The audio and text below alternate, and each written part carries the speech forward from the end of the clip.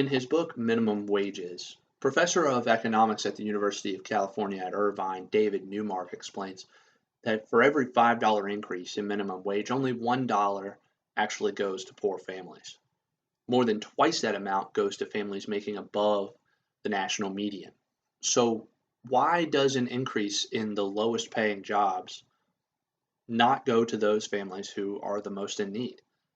Well, today I'm going to explain to you how an increase in the federal minimum wage would actively hurt poor families and may even prevent them from entering the workforce altogether.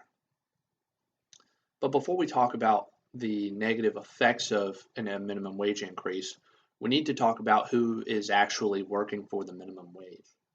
According to Pew Research Center, minimum wage employees are disproportionately young. Over 50% of all minimum wage employees are in between the ages of 16 and 24.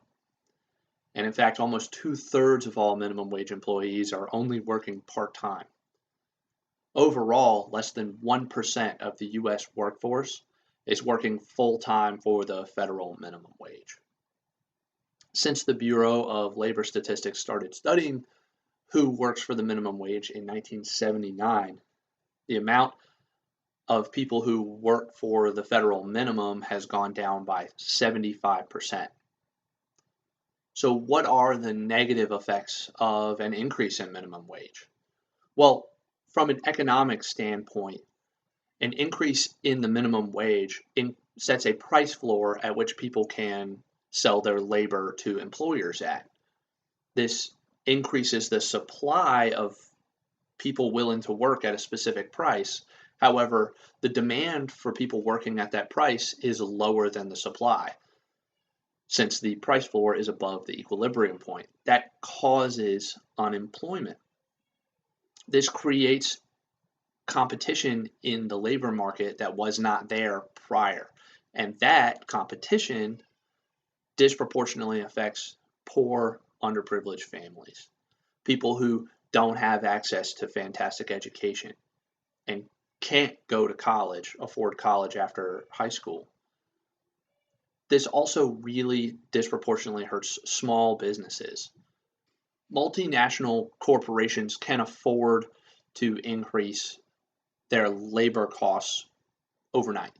Small businesses, however, operate at much thinner profit margins, a literal double in the labor market for their minimum wage employees if the $15 an hour movement is the standard, would double labor costs for small businesses overnight.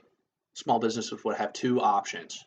That is, fire employees in order to be able to continue to operate, or go out of business. Both of these cause unemployment.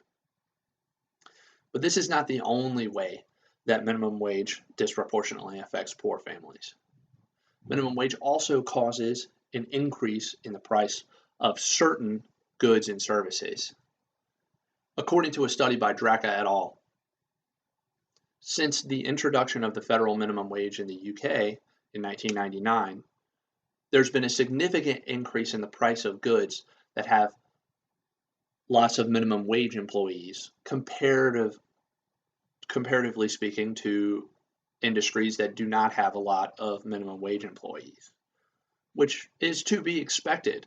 If labor costs go up and you have a lot of minimum wage employees, you will have to raise prices in order to continue to stay in business.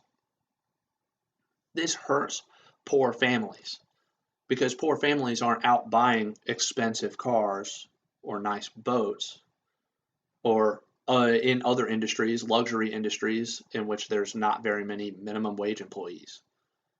Poor families buy only the things they need, such as food and clothes, which happen to be the most affected industries by a minimum wage increase.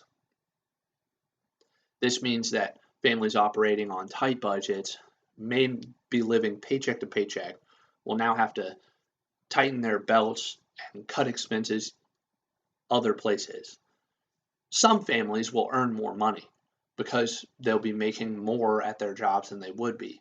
However, other families will lose the jobs that they have and will no longer be able to assist their families with expenses if they're teenagers, or won't have a job at all to put food on the table. I think that it's important to note that people who want to increase the minimum wage believe the same thing that I do, which is that we need to help people who have less. However, as I've shown today, an increase in the federal minimum wage will only hurt those who need it most.